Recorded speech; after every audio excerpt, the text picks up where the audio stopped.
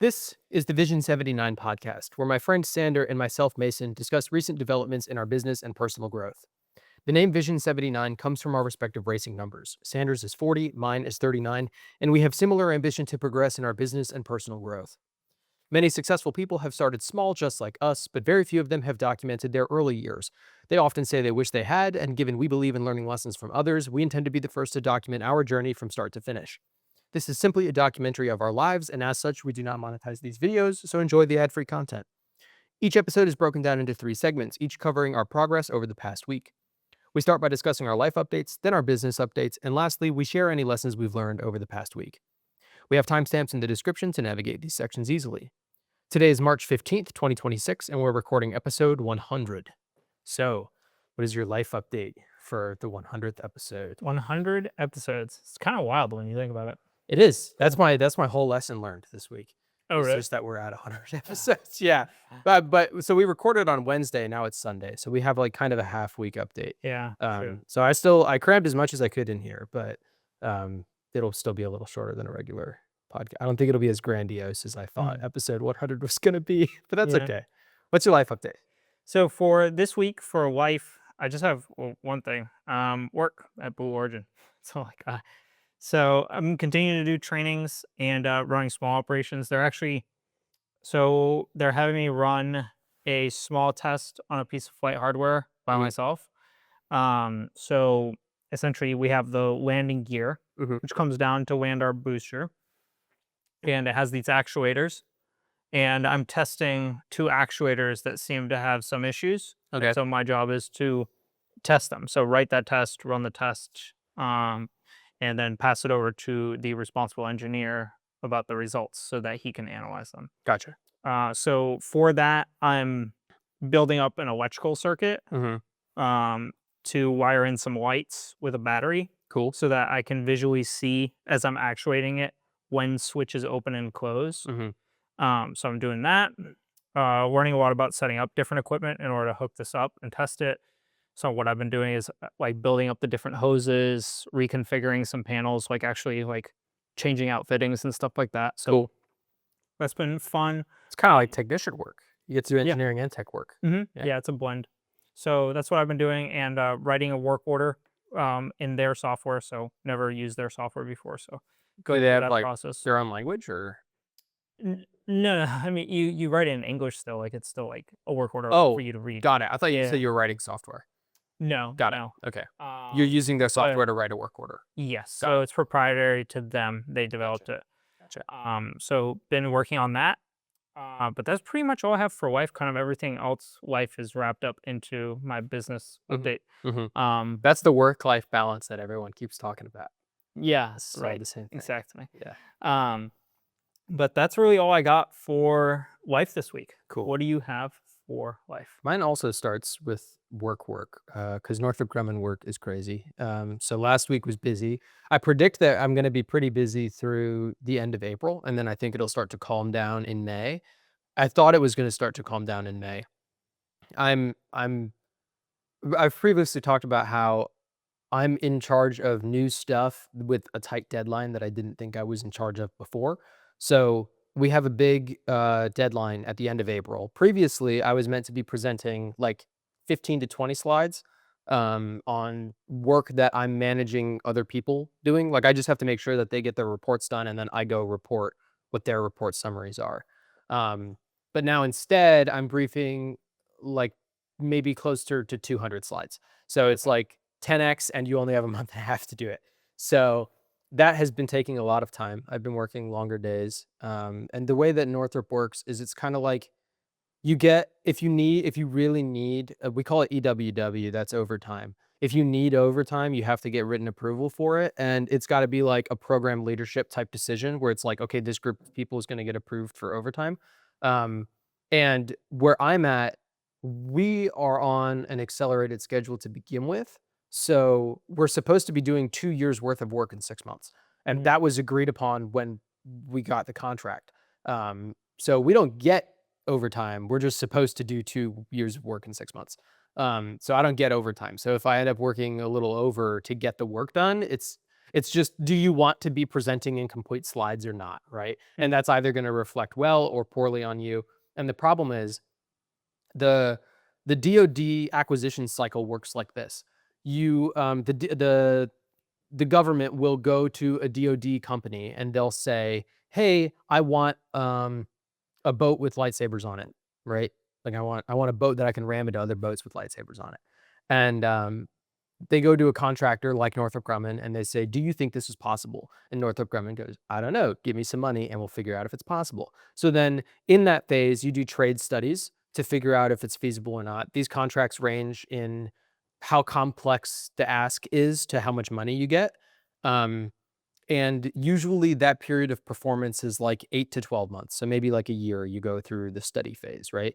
And if the government likes what you're doing, then they'll award you the next contract for the design phase. So that's when you move through the system requirements review that we did in college, SRR, SFR, and then the preliminary design review, right? That's the design section. Um, Usually, you'll lump CDR in with that too, the complete design review, but recently the DoD has shifted into they wanna have a lot of options available to them, and they don't wanna necessarily sign up to sink a ton of money into any particular one. So what they've been doing is they've been writing their contracts to get you through the preliminary design review, which is like a 60% design, and then they determine whether they're gonna continue to fund you or not. What I am working is it's a need, so it will be funded for the next CDR and then EMD or engineering manufacturing design where you start to actually build it, right? Mhm. We will be funded for that. The problem is we're doing it in such an accelerated timeline that it's like we have to be at 60% at the end of April. And if we're not at 60%, we have to keep going anyways, but it's urgent, right? So that's kind of where we're at in our cycle right now. So previously I had thought, okay, I'm going to go balls to the wall and I'll work extra hours until the end of April. And then that's the end of that contract. Things will kind of settle down because it's going to take a month or two to get our next contract awarded. And then that will be like another year period of performance or something like that. We should have longer for CDR and EMD, but it'll calm down, right? So previously it was going to calm down. The problem is when we're awarded these contracts, negotiations happen ahead of time where program leadership has to say to the contracts team, "Hey, I'm the leader of product support, right? And I think this is all the work that we're going to have to do on this contract. And here's how many hours I think it's going to take, and here's how much money that's going to take." And so you make your bids. The contracts team chews all that up, and then they submit the contract, and then it either gets approved or kicked back. We negotiate with our customer, and then we get a contract award, right? Mm. So once you're on contract, whatever the program lead guy said his product support people were going to do, you have to go do. And as you complete those tasks, you have to log hours against that to prove that you're spending the money you said you were going to do the tasks you said you were going to do. Um, so you have two graphs that start to fill out. You've got the graph of the workload that you predicted you were going to do, and then you have the graph that you're actually spending on these tasks. Um, and there's usually one guy in charge per task. And that guy's called a CAM. He's a cost account manager. And essentially, he's an engineer in the team who's doing the work, but he's also tracking and logging our task against the hours to Mhm. calculate the cost to make Mhm. sure that we're on track, right? Um, because of the nature of the work that I do, which is about as specific as I can get, we are not those two graphs are not often aligned. Sometimes it takes way less effort, sometimes it takes way more effort. Um, in my particular instance, I'm not the CAM. I'm the only systems engineer working this. There's a different systems engineer who does not work on the same task as me, who I give updates to, and then he goes and does the CAM stuff. And apparently, the tracking that he's been doing is like way far off from where we need to be. And that puts us at risk for the next contract because if we're way off on contract A and we go bid on contract B, the customer is going to go, "Well, why should I give you the money you're asking for contract B when you're way over or under on contract A?" Because you clearly can't predict that type of thing. And part of that is due to I'm the only systems engineer working, and we have EP for like 1.8. So I'm doing the work of 1.8 engineers. So I'm not actually able to get all of the tasking done. But then on top of that, I'm paid at a level one engineer level. So we get 1.8, but there's 7 different levels of engineer. So they average it out to like a level 4 engineer. So not only am I doing the work of 1.8 people, but I'm doing it at way less than we're bidding the Mm-hmm. cost to be. So the proper solution to this would be put another higher level engineer on the team with me or pay me more, right? Or both. Probably the answer is both. Either give me a T6 to work with me or give me a promotion to T3 and then give me a T2 or 3 to work with. But none of those things are happening. Instead, what's going to happen is that I'm going to become the CAM. And level 1 engineers are not allowed to be cost account managers because I'm a level 1 engineer. Why would they put you in charge of the money tracking, right? Yeah. But I've been here for long enough that my boss is like, I think that you're going to do a better job than this other guy who isn't even working on the tasking. So you should just be in charge of it for the next contract that will be awarded after the April deadline. So I'm going to go through all of the work through the end of April to get this contract finished. And then as soon as that's over, the very next week, I do a full week of CAM training. It's the entire day, 5 days a week, Oh wow. to learn how to do that stuff properly. And then I'll be the one putting together the estimate for the next contract. And I told my boss, I was like, we've talked about this before. I'm a level 1 engineer. It got shot down. And he was like, I'm just going to hit the override button and I'm going to veto it. And I'm going to let you go do it. So on the one hand, that's cool because I get more responsibility and I get to learn about the cost side of things. And the guy from our senior design team told us that we were good at figuring out Oh sure, yeah. how like the budget and the scheduling time part of things. So I think that's a skill set that I have. But now it means that in the lull between contracts that I was looking forward to is now filled with CAM stuff. And Mm. then the next contract that I do, I don't think I'm getting another engineer to help me out. So I'll be doing the work of 1.8 or maybe more engineers at T1 pay, and I'll be doing the cost account managing. So Yeah. a lot of stuff. That's my Northrop update. Um, in a completely different change of pace, I got new shoes. Um, Oh cool. I need a basically a whole suit for my brother's graduation this upcoming weekend. My suit jacket is too small for me. My pants have holes in them. The only dress shoes I have duct tape around them because they're that worn. And the only Oxford shirt I have is like stained around the collar, so I have to get it dry cleaned. And I don't own a black tie, so I have to acquire like all this stuff. So I ordered a jacket. It's actually in the mailboxes. Hmm. And then I needed shoes. I was gonna buy like the cheapest decent shoes I could find were like $40 at Kohl's.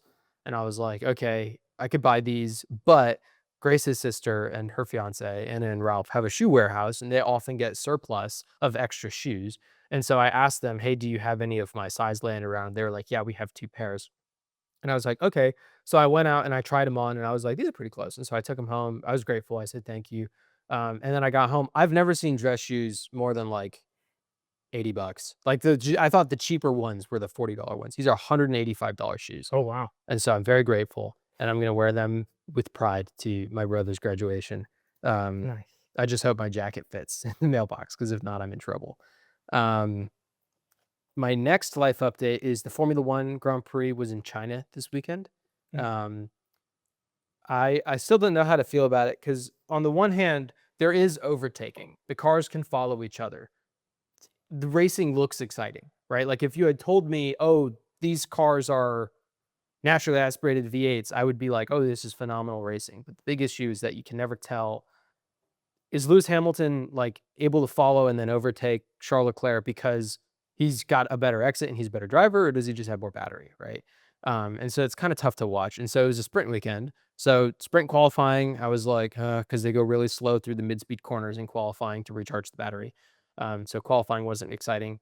The sprint race had a lot of action, but again, I can't really tell what's going on. So at face value, you can look at it as a normie and go like, "Oh wow, they're overtaking each other. It's incredible racing." But if you know what's going on, you're like, "I don't know if that's the driver talent or not." And I mean, it takes driver talent to have the battery available to overtake, right? And it takes driver talent to have the car stay on the road with all the extra power.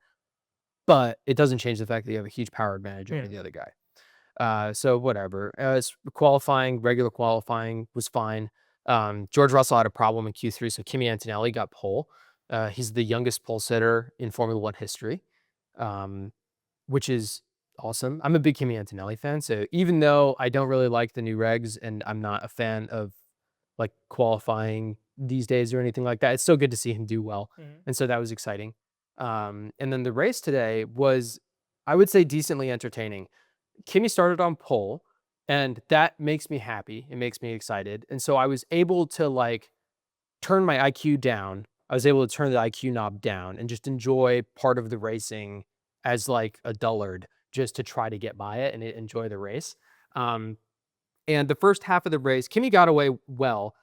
He's had really poor race starts so far in these regs. These regs, the cars are hard to get moving off the Mm. start because you don't have battery for the first like 50 meters, and then the battery kicks in all at once. If you have low battery charge or poor battery deployment, then that can really affect you. But he got a good start, and Lewis Hamilton got ahead of him for the first lap, and then Kimmy got him back on lap 2. So no big deal there. And the racing was fun to watch for the most part. I couldn't really get into it, but like halfway through the race, Lewis Hamilton was in second and Charles Leclerc was in third. And Charles got past Lewis. They were both completely out of battery. And then Lewis went for a move on Charles, no battery. And I recognized they had no battery. And in one moment, my heart fluttered. My heart rate moved for the first time all weekend. And I was like, oh my God, this is real racing. This is real Lewis Hamilton going for a move. And I got excited for a second. And Lewis went on to finish on the podium. He got his first Oh, podium cool. for Ferrari. And Kimi Antonelli won the race by like 8 seconds to George Russell. Wow. Yeah, George and the Ferraris fought in the P3, 4, or 2, 3, and 4 spot for the first like half of the race, and then that chewed their tires up. So Kimi was able to win. So Kimi's the second youngest race winner ever. Kimi, he got pole, he got the win, he led all but one lap, and he got the fastest lap. So a very strong showing for his first win. And Yeah. it was sweet. He's still a kid. He's like Yeah, 18 years sure. old, and he's emotional. He's like a free spirit, like fun loving kid. Um, and Pete Bonington, his race engineer, is the same guy who was Lewis Hamilton's race engineer. Mm. So when Lewis says, Bono, my tires are dead, he's talking to Pete Bonington, right? And so when Lewis left, Pete Bonington stayed and Kimi came in. And so now Bono is like the race engineer for Kimi.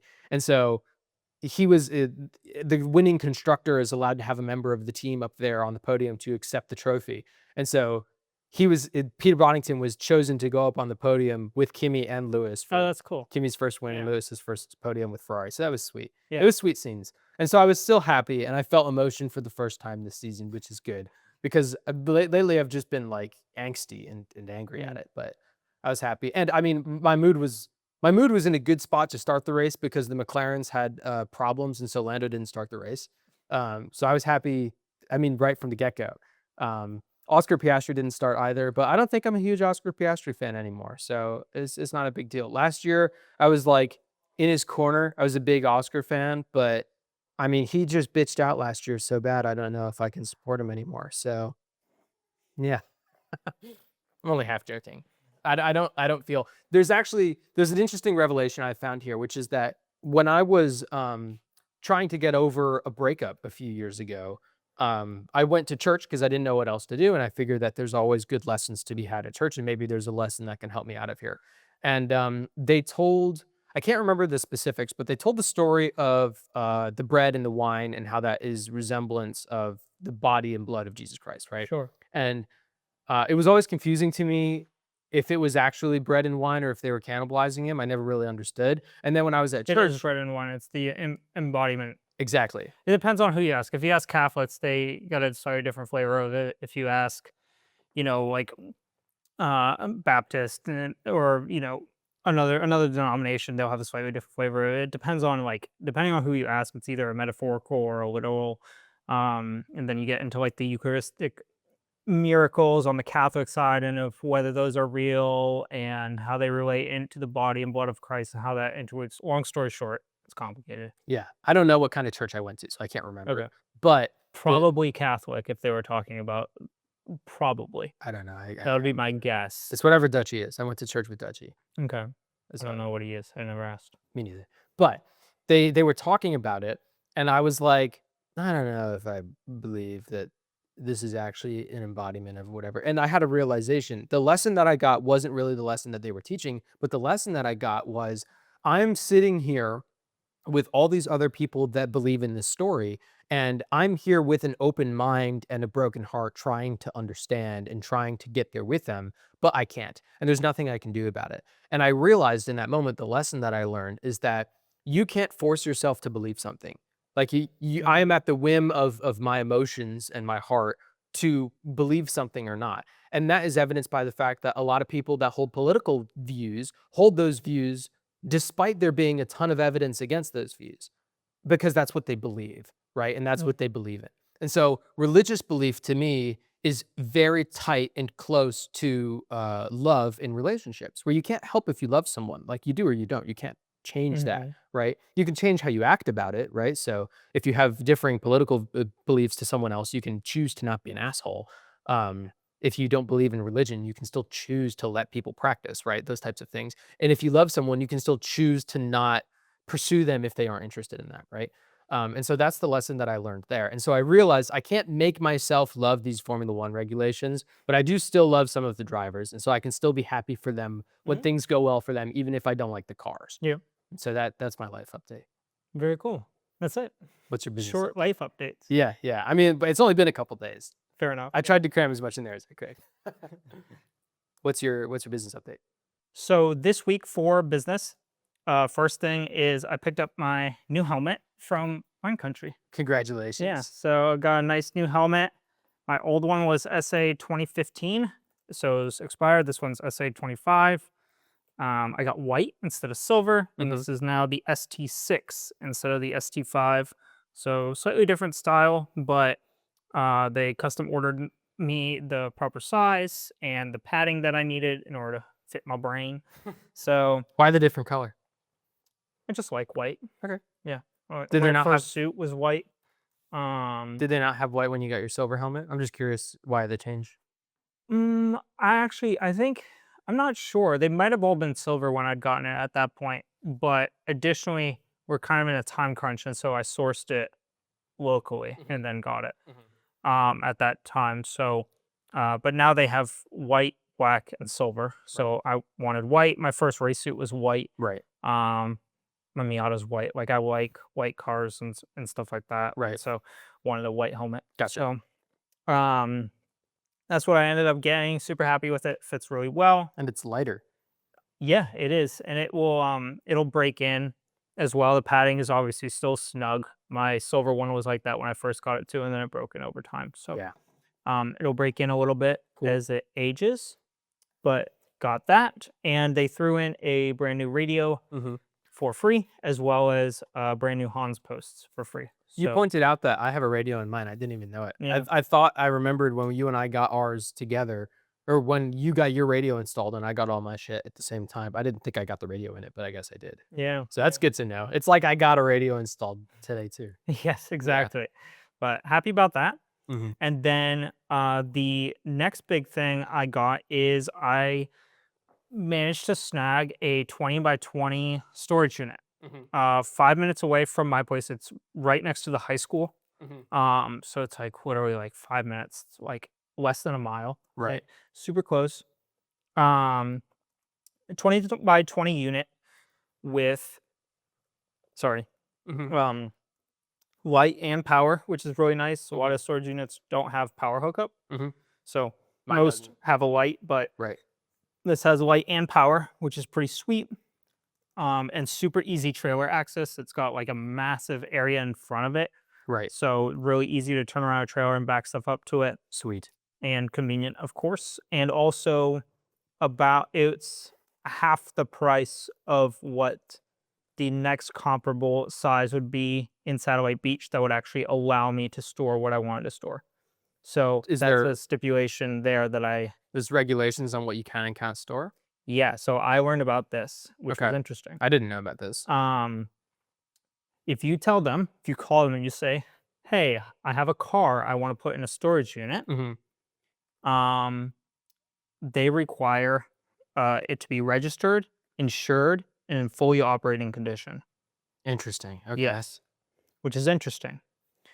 So I was calling places and I was like, "Hey, like, do you allow storage for cars?" And they're like, "Yeah." And then you'd go through the process and they'd be like, "Is it registered and insured?" And I was like, "No, it doesn't have a motor in it." I told you that first time. But like, first thing I say Right. is like, I got a couple cars with no motors in them.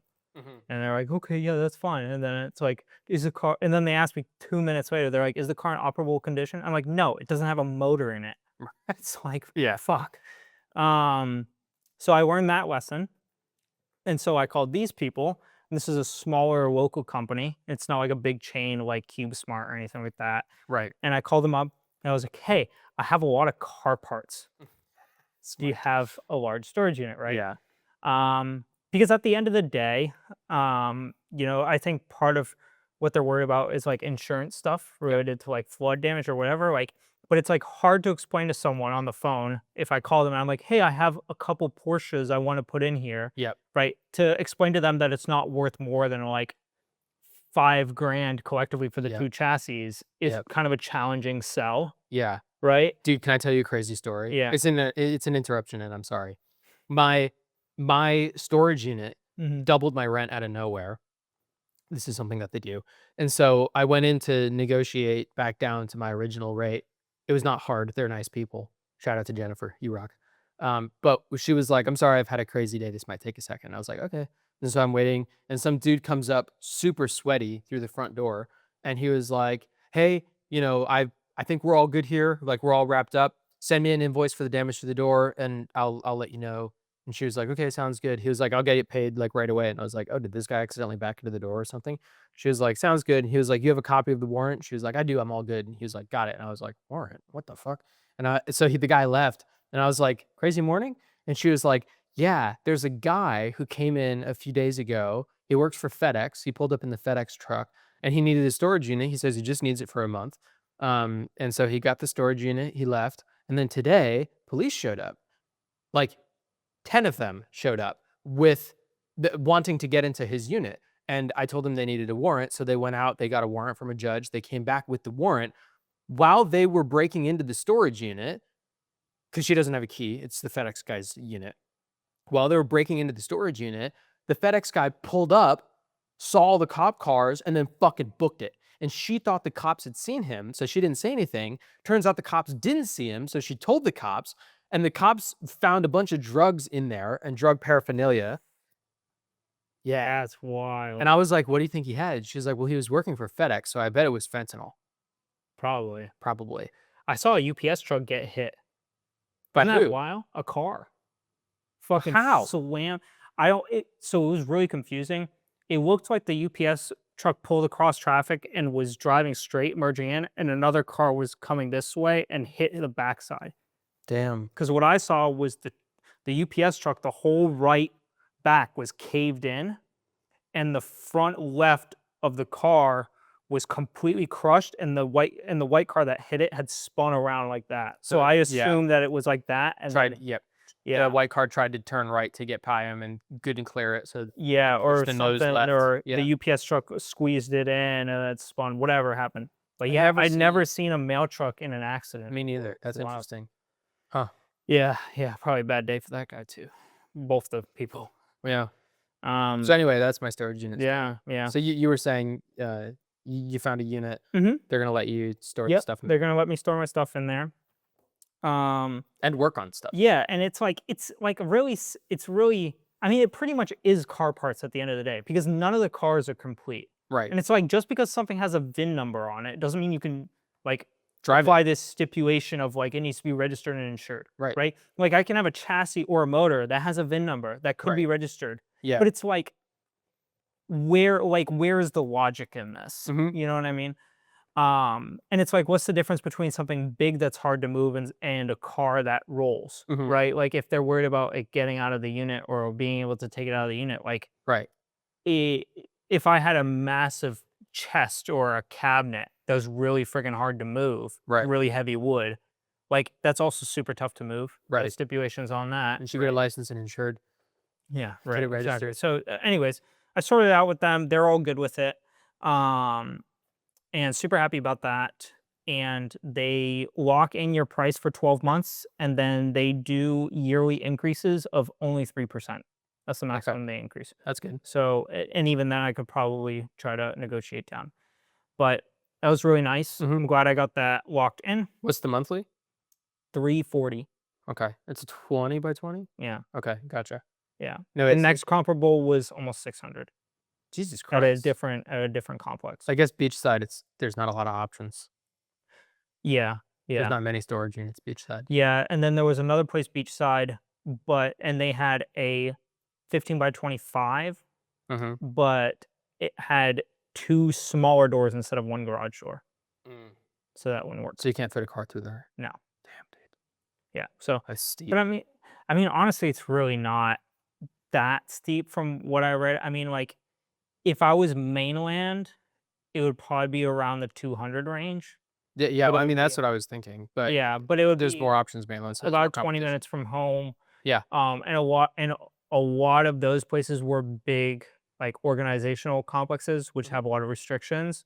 And so that's why I was kind of, at least in my view, lucky Yeah. with this smaller company that's just like one location. Yeah. I didn't think about like extra space storage has great rates and they're negotiable on price. But if they have a bunch of restrictions, then it's not even an option. Yeah, like extra space. They had a restriction on tires. You can't have more than 4 tires in the unit. Yeah. Okay. So like weird shit like that, where Why? it's like, I don't really want to get like this to some extent. I'm like, um, do and then ask for forgiveness, right? Mhm. But like if they're gonna outright upfront like give me all these stipulations, Yeah. and then I'm going to knowingly go against them, like that gives a problem to me, Yeah. right? I mean, you could put fentanyl in your unit and they won't catch you for a couple days. Yeah, you got a couple days to run around. But I see what you're saying. But Yeah. yeah, so Yeah.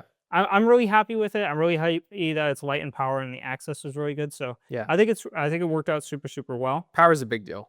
Having outlets is a big deal. Yeah, it's just nice. Like you can charge something in there or plug in another light. Or I mean, you whatever. could work on your stuff in there. Yeah, Like, you could bring I don't know tools. what their stipulation is for working in the units. I'm not sure, but their access is good. It's 6 to 9 p.m. and then you can also apply for a 24-hour access as well if you need it. Dude, So no one's gonna be there at like 2. one Well, in the you're not morning. gonna be there at 1 in the morning either, I guess. I don't know. It depends on how my life goes. I'm That's true. trying to like savor my. I was thinking about this week. I was like, I've been sleeping in the bed lately, and I was like, I've had a lot of nights in the pool. I was like, I've been sleeping in the bed lately. It's such a crazy fucking statement. I know. Well, I was thinking about it, I was like, I've had a lot of nights on the floor, and I'm sure I'll have more nights on the floor. I'm gonna take some bed rest while like that's acceptable.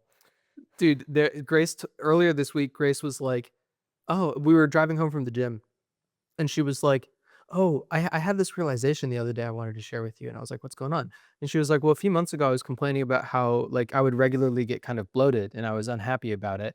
And that hasn't happened in the past like month or two." And I was like, "Oh, it's great. What have you done differently?" And she was like, "Oh, well, I'm eating clean and I'm exercising regularly." And I was like, "That'll do it." She was like, "Yeah, I can't believe that it was always there in front of me and I never noticed it." And I was like, one time a few years ago, Sander ate a blueberry for the first time and he was like blown away by the health impacts and how much better you feel when you eat nuts and berries rather than Cheez-Its every day. She remembers that too. We both had a good laugh about it. But Yeah. it's funny how life, like there can be like little things that you just don't even think about that make like a big change, Oh yeah. in how you feel. I Every mean, day. honestly, I was comfy on the floor, but like I'm trying to get on the floor. I'll be comfy, but I will not sleep more than like 5.5 hours Mhm. after being completely exhausted. Mhm. And so I am trying to be a little bit more conscious about like my general health and well-being. So I'm trying to get 7 to 8 hours on a bed.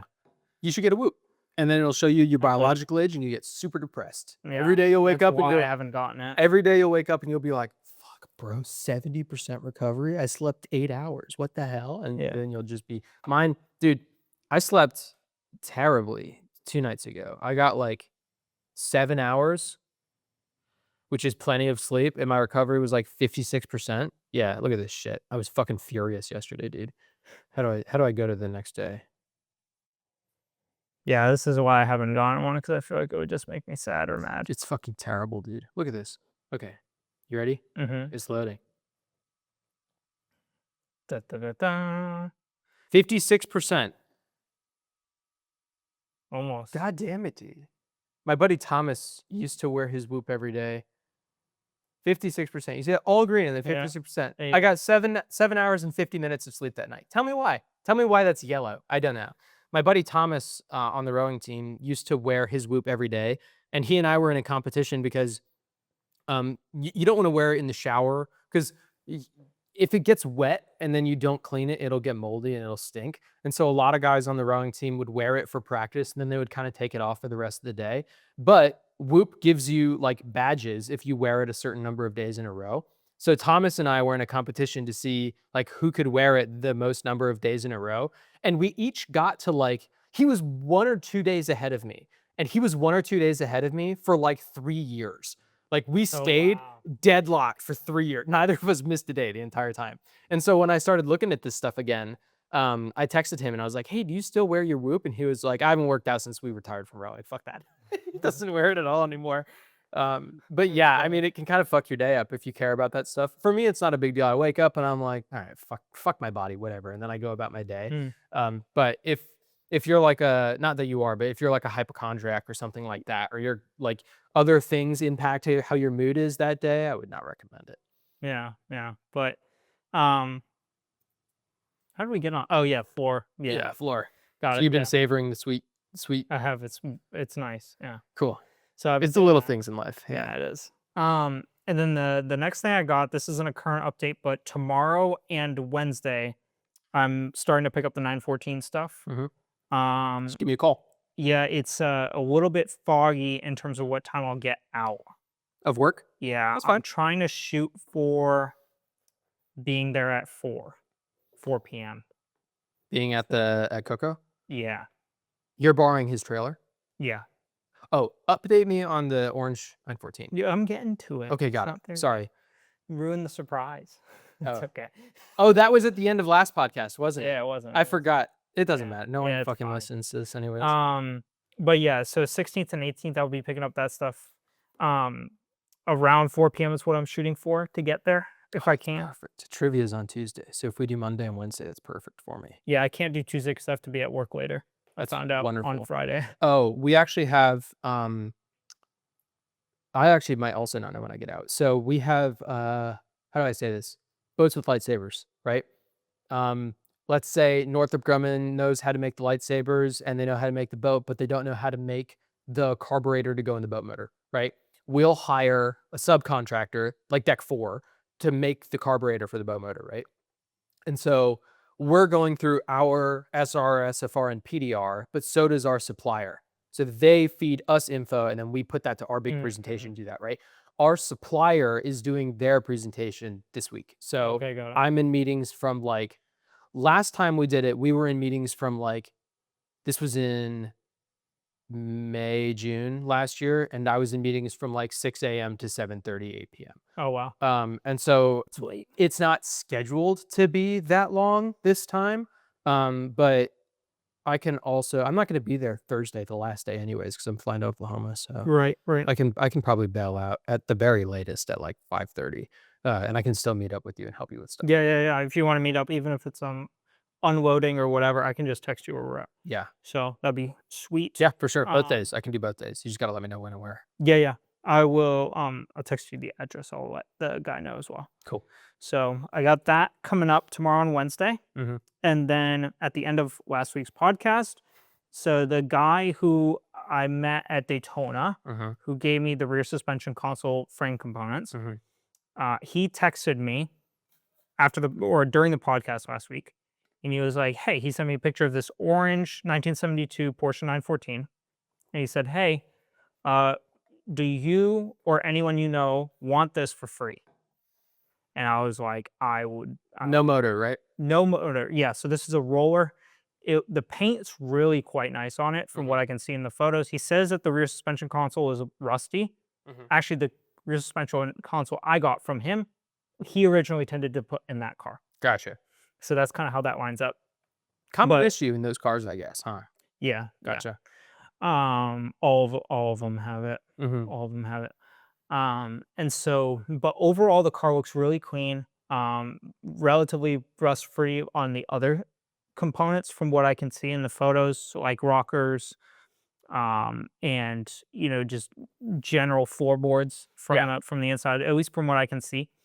But he was like, "Hey, do you want the car for free?" Mm-hmm. And I was like, "Yeah, sure." I mean, it's got a bunch of great stuff in it. The seats in that one are way nicer than the seats in mine. Cool. They're like pretty much brand new, from Yeah. what I can see. Yeah. Um, and so that car, I made a U-Haul reservation with a truck and trailer. Mm-hmm. I'm picking that up Saturday morning. Does your storage unit have a Window? No. Okay. Are you thinking about air conditioning? I was thinking about moving it from your garage into the storage unit, because then you can aircon the whole stuff. Yeah, so, I thought about this a little bit. If I can work in the unit, Mhm. I can always get, like a 8-foot wide board that's 2 feet high and drop the garage door down onto it and then cut hole vents in it Yeah. for the AC unit. Pretty much exactly what I do in the garage, Right. but instead of for a window at Right. the bottom of the door. That's a good idea. Yeah. So I thought about that. Yeah. But I don't know how much I wanna use that for a workspace. I was So just thinking for keeping the stuff nice and keeping it to aging well, you that's know? true too. I had 2 thoughts about that. One is that all of the stuff I'm getting from the guy on Monday and Wednesday, he's kept in a tin shed with no aircon and no ventilation, Yeah. and it looks good. Okay. So that's one thought. The second thought is I went there yesterday afternoon. It was Mhm. hot yesterday. What time Saturday are you getting the orange one? I'm picking it up at 10 AM? in Daytona. Okay, Yeah. got it. So I'm leaving here at 8. I can't help with that. I don't land until, like, 9 p.m. on Saturday. Yeah, So I you're get here good. Saturday night. Yeah, Yeah. it should be relatively easy. It's a roller, so Mhm. not too bad. Yeah, Does yeah. it have brakes? Um, They're light cars. You can probably pull it and be okay. Probably. Yeah, Yeah, it does have brakes on it. I don't know if they're bled, that's but fair. it has If brake you components do on need another set of hands though, Zach Judge will help you. He's a degen. If you just buy him Fireball, he'll come help. it. That's great. I haven't bought liquor in so long. Oh my god. Just a sign of generosity. Yes, of Yeah. course. But so that car. Where was I? Was thinking about that car I'm picking up Saturday morning. There's no air con, Yeah, I would. but it's in good condition. Yeah, I was thinking about some of the garage situation and stuff like that. Yeah. And so I've been knocking out my debt slowly. Mhm. I have some money in my bank account now, so I can continue to pay that off. Mhm. Um, and I'm thinking that after, I don't know if I went over this on the podcast, might have been just with you afterwards, but essentially I'll have about $3,500, $4,000 liquid every month that I can do anything I want with. Mhm. And so one of the things I did this week was just browse Facebook Marketplace, just super generally what kind of shop spaces are out there Mhm. and how much like roughly ballpark do they cost To rent or buy? to rent. Gotcha. Like just interested. Mhm. And they're about 1,500 a month ish That makes sense. for like a 2 bay with a lift. Right. And so I'm thinking about that, and I was like, that's, obviously not like cheap. Mhm. My next question will be after I get through this debt situation will be, well, how much would it be to put like some sort of down payment and buy something? And what would the mortgage look like and stuff like that? So those are kind of the questions that I'm sitting with, but not really putting too much effort or thought into them at this point. Could probably But just do some no stuff. down payment. So Probably. just depends, I guess. Well, so my lender does a down payment assist program where you just roll the down payment into the loan. So if you qualify, if you're a credible lender or a credible borrower, then she'll pay the down payment for you, and then you roll that into the loan. Oh And yeah. so your monthly payment's a little higher, but no money down. Uh, Another question could be is if there's some sort of living space attached to it, could I apply for a first time homeowners yeah. down payment You, assistance program? so the FHA first time home buyers program, you can do a down payment as low as 3.5%. And then you can also do the down payment assist program on top of that, and she'll do the 3.5% down payment Yeah. even more. So if you wanted to do a down payment, you could do it kind of at whatever size you want with her assistance program. If you didn't want to do a down payment assist program at all and you wanted to do it standard, if it's your primary residence or and it's homesteaded, right? Yeah. Then you can do like 3.5 to 10% down payment, no issue, as low as 3.5 if you Yeah. wanted to. Um, and then also, you would be paying when you homestead a property, you pay way less in property taxes. And then, of course, if property taxes go away at the end of the year, the next year you don't pay property tax at all. Um, but getting into a property isn't that difficult. It's just making sure that you can pay the monthly payment and then making sure that you can cover for issues. So, like, Yeah. if you're barely able to cover the payment, I would recommend not buying, because then if your AC breaks and that's a $15,000 fix, then you can't afford to fix your AC. And it all kind of, it's like me owning the Camaro. It's just like Yeah. you pay to keep it nice, you don't pay to make it better. But Yeah, yeah. I think that I'd kind of play things a little bit by ear in terms of that. And Mhm, obviously shopping around for what is around and what's in what condition, right? mhm. But obviously different potential options there in the future. The so super excited about the chassis and stuff like Yeah. that. Long story short, I'm super excited to get that stuff. Long story short, the uh that's that update. Did The Tristan text you yesterday? Tristan, no. He's the guy who we were gonna go karting with, and you had to back out for something, but we went to the Ferrari dealership together. He used to Oh work yeah. for Blue Mullet. No, he didn't text me. He used to race in what the fuck are they called? Formula 500 cars. Okay. You remember this kid? He's British. Yeah, yeah. Yeah. No, I remember you talking about him. Yeah, Yeah, yeah, yeah. yeah, but he didn't text me. No. Yeah. We're all in a text chat. Bless you. We're all in a text chat, thank you, together. So he has your number, but he called me out of the blue yesterday. He was like, "I have cool news." And I was like, "What's up?" And he was like, "I was surfing Facebook Marketplace and I found a Porsche 944 that is running and driving, but it leaks water. It needs a new water pump. Um, and it is owned by a drug dealer who's in prison, and his mom was sick of looking at it, so she sold it to me for $2,000. And it's on the trailer in front of me. I'm following it home." And I was like, "Dude, that's sick." And he was like, "Yeah, I'm excited. It needs a little work. I've never worked on an interference engine before, but I think it's going to be a fun project. And, the car seems solid all around, and 2 grand was a good price for it." And I was like, "Yeah, that's great." And I said, "Actually, on the note of older Porsches, Sanders been hanging out with the PCA. Once you get it running, you should take it to some PCA autocross events and make some friends. Sanders getting a lot of like free stuff from old guys. And I bet that like if anyone is older driving a 944 and they see you also a young, passionate guy who's interested in this kind of like old Yeah. shit, they'll help you out." He was like, "Oh, that's a great idea." And I was like, "Yeah." Sander was hanging around at Sebring, and eventually one of the teams like offered him a position on their racing team. And he was like, "Dude, what the fuck?" And Yeah. I was like, "Yeah, dude, you should try it out." I mean, I think that, you're as nice and knowledgeable as Sander, and like you would probably fit in well with the teams too. So you should give it a try. And he was like, "I'm gonna text Sander today." And I was like, "Okay." But I don't know if he remembered your number, if he still has it or That's whatever. okay. You I can was send it to him again. curious. Yeah, I was curious. But yeah, so that's that stuff wrapped up. The Mhm. other thing I have for business is I took photos and edited the photos for issues 1 through 4 of the 000 magazines that I have. The And duplicates?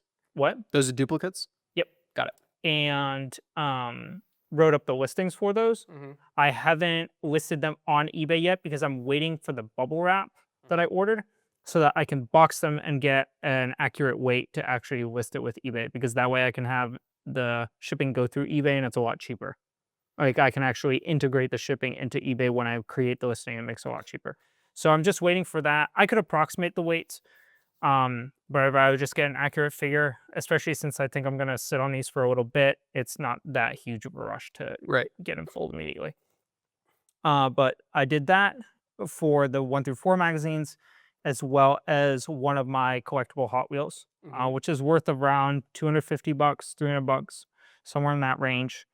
Um, and planning to list those. I think the bubble wrap will be here in a couple days. Mhm. So after I get that, I'll wrap each one, and then all the photos and descriptions are ready to go. So it's pretty much just copy and paste and then list it and wait it out. Got it. So that should be good. That's about what I have for business this week. What do you have for business this week? I have a surprising amount for as short of an update Hmm. between Wednesday and Sunday. So we'll go through my clients first, and then I'll talk about hooks. Um, Seller number one, no seller right now. Buyer number one. Okay, actually, I'm going to summarize this. I don't think I have any updates for any of my clients but one, but it's an important update. So the the veteran borrower who's going to buy vacant land and then build a house on it, right? That's the plan. Where we left off is I was interviewing builders, and I was going to get 6 builders that say, yes, we can work with that. We would go through interviews. He'd pick the builder he wants, and then we'd move forward with looking at properties, right? Well, he called me this week and he said, I talked to the family, and they're, they're now looking into buying an existing house, right? Because moving the whole family from a different city to this city and then living in like a camper van for a while is going to put a lot of stress on the family. And so instead of doing that, they're looking at buying an existing home, Mm. right? And so that's the track that we're on right now, which is good because I specialize in residential homes, right? I'm competent with vacant land, but there's honestly just less that I can help out with. Like I know the inspectors to call, I know the part of the city to call, I know how to pull permits. But ultimately it's like a vacant lot, right? Mm. Either you get an environmental wetland survey on it or you don't. Yeah. With residential homes, there's a lot of extra stuff going on depending on when the home was built and like what kind of stuff is going on. I know the tricks that realtors use to try to get more money out of stuff. So, um, we were like, okay, like we're going to start looking at these houses. He's like, there's actually one that we want to go look at this weekend. And I was Mm. like, okay, sounds good. So I scheduled the showing for Saturday. And I started to put together a CMA on the house so that when we get there, I know about the home. And then I also know roughly how much I think it should be worth, right? If I recall, this house was listed at like 650 or something like that. Um, and I don't think it's worth that. I think it's overpriced. But as I started to put my CMA together, I realized that there's two different ways to put CMAs. So comparative market analysis is essentially comparing the house that we're looking at to other houses in the area. Is it listed for the right price? Comparative market analysis, CMA. Previously, there's two main ways to do it. The first way is to use something called IMAP in the MLS, which is just a tool that automates it. So you give it the subject property, it does all the analysis, and it spits out the range of what it thinks it could be worth, right? And I have a huge amount of distrust in that for the same reason that I have distrust in Zillow estimates, because it doesn't know the nuances, right? But something that the MLS has that Zillow doesn't is access to a lot more data. Mm. And so I, a while ago, I told Grace, hey, I don't know if I can trust this estimate. I want to put it together myself and see if I come close, right? And so I did many renditions of putting together my own CMAs and then comparing it to IMAP, and they all came out to be pretty close. And I learned more about how IMAP puts their estimates together. And overall, I think it's reliable for a quick estimate. So if you want to know roughly how much a house is worth in 5 minutes or less, you pull an IMAP CMA and I can get you a rough range right away, and it should be pretty accurate, right? Mm. The issue with that is A, I when you read the output that IMAP spits out to you, it's just the results. It's just here's what it's worth. It doesn't tell you why. And if I'm in a house with a client who's looking around and they want to know what it's worth, I need to be able to explain why. And well, it's what the computer says is not very, you know, confidence inspiring, Yeah. right? Even though I know that it's pretty close because I've done my own analyses before, what value do I bring to the table as an agent, right? There's a second way to do CMAs. In our last property that we were selling, a friend of mine was helping me put together a CMA, and he was teaching me the other way to do it. The other way to do it is fully manually. So it's like I go in and I pick the houses I think are closest, and then I adjust the price based on what the subject property has that the other properties don't. Mm. So, for example, the house that we were looking at this weekend has an outdated kitchen, outdated bathrooms, outdated flooring. So then I'll look at other houses of a similar size in a similar area that have sold in the past 6 to 12 months. And then I'll say, okay, well, this house has new flooring. So I'm going to take away the cost for new flooring, roughly $14,000. That's Okay. the average, right? So I'll take that off the sale price of it actually sold for whatever. It sold for 670, right? But it had new floors. Then we're going to take that down to 646 and Mm. then or 656. And then, oh, well, this one had a kitchen refresh, right? Here's where my problem comes in. When I set this up with my friend a few months ago, my real estate friend, this guy, we both know him, he kind of shoots with buckshot. Like he sets a wide net and it like Mm. roughly gets you what you need. So when we were talking, he was like, "Oh, an additional bedroom adds like 30 grand to the house, right? A pool adds like 50 grand.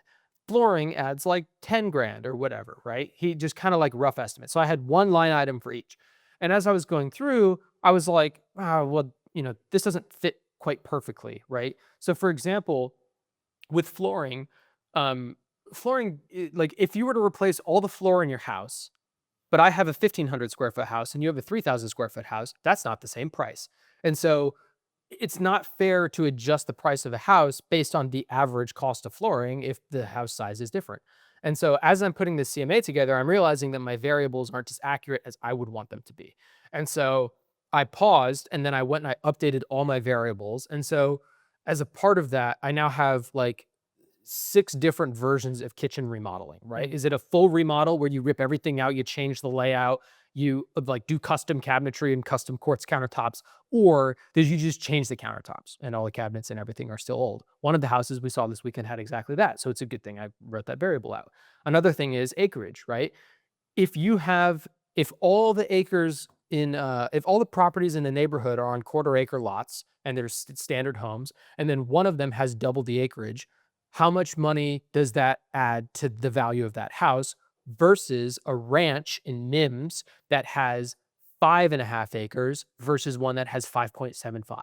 You're each adding a quarter acre, but their value is completely different because they're completely different size properties with different usage intentions, right? So now I have like 15 different versions of like acreage price analysis. So I can now make really accurate um, comparisons to get the CMA really dialed into what I think it's worth. Um, so I'm working on that Friday night. And then Friday night, he goes, "Hey, can we add a second showing to tomorrow?" And I was like, "Sure." And so I didn't have time to put a CMA together for that one. So I went into the first showing kind of having an understanding of what I think the house is worth.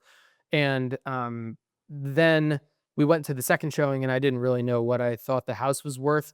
I could kind of tell by being in the house and looking around, but I couldn't do a CMA ahead of time, so I couldn't really give a ton of good value there. I had to do the CMA afterward, and that's okay. It was the last second showing. But the first house, what I noticed about my clients, and I'm not gonna speak in like specifics because I don't want to like give away our strategy or anything like that. I don't want anyone to be able to tell who it is.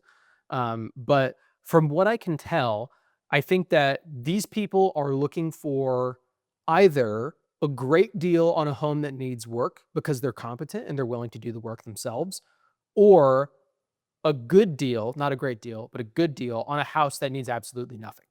So most houses are not great deals on homes that need a little work. So the houses that we looked at, I personally feel are houses that are priced higher than they should be, but I don't feel like the owners are gonna want to give up any money on it because it's close enough that you can skate by. Like, someone will be mystified by how beautiful the quartz countertops are, and they'll be willing to overlook the crack in the tile or the fact that half the light switches don't work. But when my clients walk through and they see that half the light switches don't work, they go, "Okay, I'm gonna have to cut out all this fucking drywall, and I'm gonna have to reroute a bunch of shit to make it work the way I wanna do." And so, you know, that costs time, so it should bring money down on Mm. the price. So, after the showings, we wound up writing an offer for one of the houses, and that's what I submitted Okay. right before we Cool. started recording. Um, I think I think for what our buyers see in the house, it's a fair offer to start with. You always start lower than you want to be, right? So like the way Trump negotiates is he starts like if he wants to meet here, he starts way that way. And you're shocked and angry that he's asking for that. And so then, you kind of meet in the middle and that's where he wanted to begin with, right? Um, I have an idea for what I think this house is worth. Um, we are below that, but it's a good start for negotiating, I think. And I've talked to my buyers, and I think that we're in a good position. My concern is I know that the owner of the house is an investor, and it's his personal home. He had it listed really high to begin with, and I think he knows that he listed it very high because it came down like 50 grand over the course of 6 months. He took it off the market and then he relisted it at a lower price. Mm. So I think he knows that he's asking too much for it. And so I think he'll still probably be surprised at how low our offer is. But I think where he's going to end up selling that house and where we're offering isn't too far apart. The difference is, are my buyers willing to come up because they're seeing things that other buyers won't? Mm. Like the electrical routing and stuff like that, or like the fence in the backyard, right? It Yeah. would probably keep dogs in, but it doesn't look good. It's got a bunch of like, like wood rot in it. It's faded. It's missing like the top half of a board here or there. It's kind of scuffed. You'd want to replace it, right? And the way that the house is priced, it's priced as if everything is in good to excellent condition.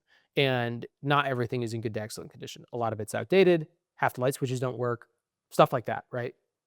So I think it's a solid start for negotiations. We'll see what the agent comes back with. The agent, I talked to him before the showing and then a little after the showing. He writes in like one-word answers in text. He was more talkative over the phone, so I'm hoping that he calls me back at some point today. Mm. We talk about because I can negotiate over the phone. Um, but that's where we're at now. So we'll see.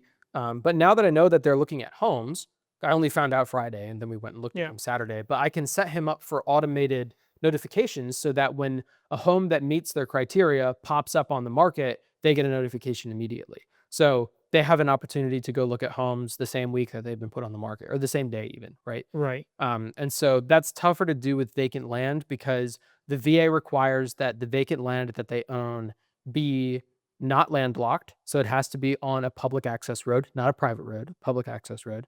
So it can't be landlocked. And a lot of the vacant land that goes up is landlocked, right? Or it's in the middle of nowhere. And so I can set the distance parameters, but I can't filter by whether or not it's landlocked. So to set him up on an automated notification, he's going to be getting notifications every day for like a plot of forest in the middle of nowhere.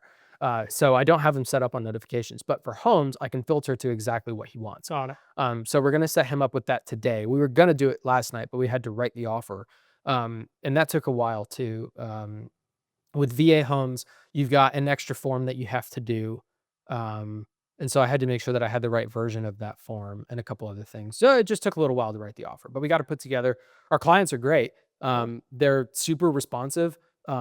They're really quick. He's the guy is an engineer, and you know he's a smart guy. So he put together how to sign in dot loop really quickly, whereas other clients I've had have taken longer to get used to it. When I sent him the, you have to sign a form, an agreement before we go see a house together that shows like, hey, I'm representing you and you're here with me.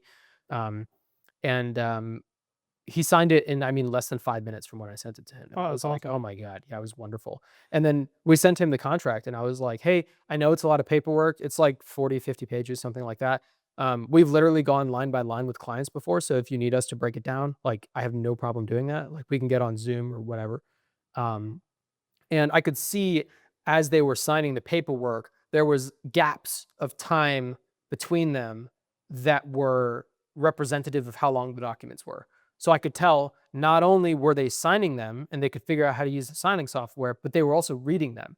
And we've had problems with clients before where we say, read the contract, sign it, let us know when you're done. And then they just boop, boop, boop, boop, sign it and they don't read it at all.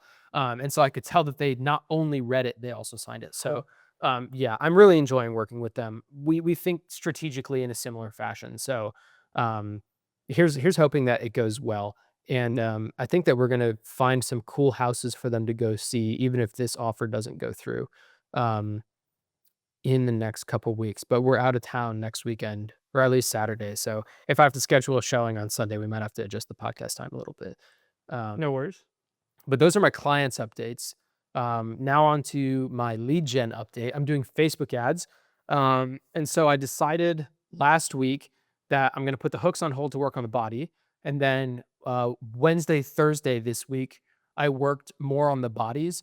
And I realized I'm using Tommy from Delivered's like pitch as a template to kind of follow because it hits the value equation just beautifully. But some of the stuff doesn't really quite fit. He has a big emphasis on how his service isn't money saving, it is like energy saving, right? Like Yeah. you don't want to go deal with the car dealerships. I'm going to do it and I'll save you money. Um, a lot of real estate is I'll deal with everything for you and I'll save you money. But the problem comes in there is I will save you money, but I'm also going to cost you money, and I cost a significant amount of money, right? I learned the other day. I've always thought that the standard real estate split was 6%, 2.5 to buyer, 3.5 to seller.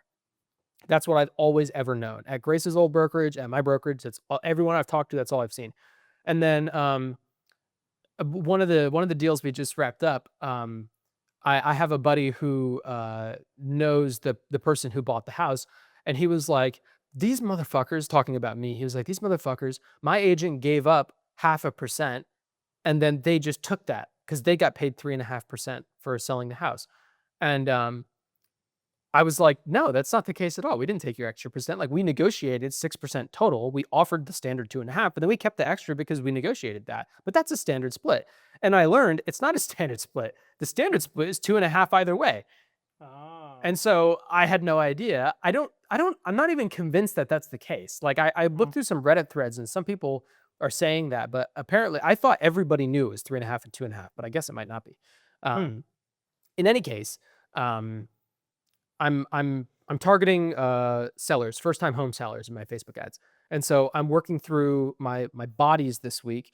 I started a Excel spreadsheet that broke down Tommy's pitch into different sections because Yeah. each of the pitches follow the same format. And I decided that I'm going to use two different bodies. One of them is going to have the you can do this on your own. You don't need me. It's kind of like hiring a lawyer or a CPA. Like you could do your own law, you can do your own taxes, but most people prefer to just have a professional do it. And then with the other body isn't going to have that. Instead, it's going to place extra emphasis on the services that I provide. And then we'll see which one does better. And then I'll pair each of them to the 25 hooks that I have. So I should have like 50 different ads to run. Very cool. That's the idea. And so I started editing the hooks, or I'm sorry, I started editing the bodies on Wednesday and Thursday. And I fucking hate this. I understand why you have quit dropshipping because this is fucking terrible. But it's just looking at the same like 4 sentences and then killing myself over what I like and what I don't like in them. So I understand. I understand your suffering now for all the months that you were doing this. I just can't. I haven't been able to get it to a place where I'm really happy with it. Hmm. Um, so I'm kind of stuck. But then I got a nice break on Friday and Saturday to do the offers and stuff. So this is still on my plate. It just has had to take a back seat while I have clients that need help. So that's where my bodies are at. They're not done yet. I would say they're probably 80% of the way there, but I just have to finish them up this week. Really Um, gotcha. and then I saw you sent me an email that you went through my hooks, but I haven't been able to see what you've done yet. So I was looking at your sheet this week of all your hooks and your bodies. A lot of good work in there. You know, Looking at my body this week. no, that FedEx guy might though. Uh-huh. Anyways, I was looking through all this stuff, and to say the least, I know how you feel working through this stuff, right? It can be I hate to bring you back into your trauma. yeah, it's painful. It's all good. It's all good. So I was looking through the stuff and I was reading over some of the hooks, and I thought like some were good, some were medium, some good user, some improvement, right? Let me preface, they're probably all shit.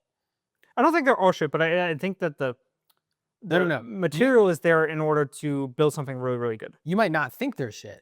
We might both think they're okay. They're Right. probably all That shit. well, that's kind of my point of the email. So we had a small little break. You pulled up the email that I sent last night. Yep. And that was kind of the point of my email was I was reading through them and I was like, I could rank these, and my opinion also probably doesn't matter. So what can I give you that's more valuable, that you could access all the time, that could help you with the hook and body and CTA development, and also with general business development from the advertising business standpoint. Right. And so what I did was I went back into all of the notes that I have, all of the resources that I have, all the materials that I have, and I took all those and I built a quad project based off of those materials. Now, the first hurdle I had was obviously this stuff is all e-commerce. Yeah. And so the prompts that I had that either I created or I'd gotten or paid for in order to generate this stuff didn't quite apply to your service-based real estate business. Right. And so I took all these materials and then I created another doc with Claude in order to essentially as an overview document of like That's the business context document. no. So I'm getting to that. Okay, That's not got it. it. This is I'll just- listen. this is I'll in your listen. knowledge base. Got it. So yeah, Mason's pulling up the folder on his computer, but in your knowledge base, there's kind of like an overview doc. Okay. And I don't remember what I titled it, but that document Knowledge essentially, base orientation guide. there you go. Yep. That document instructs the Claude project of these e-commerce materials and goes through in detail. You can open it up to in detail how these knowledge-based materials are for e-commerce, but can be applied to your service-based business. Gotcha. That is Claude's orientation document, and it knows with every prompt that I wrote, we'll get into the prompts later, but every prompt I wrote has it go through the knowledge base, based on the orientation document, has it analyze the knowledge base for any materials that you've added to it and apply them critically and analytically to whatever prompt is being used, right? So every single prompt I have utilizes the knowledge base, adapts it to your service-based business, and also looks for new documents that you might have included in the meantime. So it's like really thorough. Like these prompts are like 8 pages. Yeah. But I'll get into the prompts. I mean, the orientation is 20. Yeah, the orientation's long. And so, but I read through, I didn't read every single individual line, but I did for the early ones to make sure that Claude was getting in a flow, just to double check. And I thought the materials were really good, what it was producing. And I've worked with Claude a lot. And so I was able to leverage a lot of what I've known and understood about Claude for, 6 to 8 months. I worked with Claude solely, like every day for hours. And so I really understand how it works well. So I was able to utilize that knowledge to develop really good prompts and documents in order to kind of give you a leg up on this. But that whole knowledge base gets copied and pasted into a Claude project knowledge base. Okay. That's where it goes. And then everything else is plug and play. So what it starts with is the business context document is like my mini homework for you per se, right? Yeah. Sadly, right? No. But I think it's really, really good. I think it's super valuable. That business context document I took from a AI workshop from someone that you and I both know, but I don't really want to call on camera because I don't know if it's like kind of in the weeds. I bought an AI. Understood. Right? That business context document is from that. Okay. Verbatim, Got but adapted with slight descriptions in order to help you go through and answer those questions. What I would do is I would paste that into an AI that you've been using regularly, probably ChatGPT or Claude. I've been using Claude more lately. Yeah, but you could also go back to ChatGPT and hand it that document and say, fill this out based on what you know about my business, and bold or write a disclaimer for any answers you don't have 50% confidence in, because AI will hallucinate for answers that it doesn't know. Right. Right. And so it's you have really to tell important. it, if you don't know, tell me you don't know. Yeah, for 50% confidence. Right. That's how I would do it.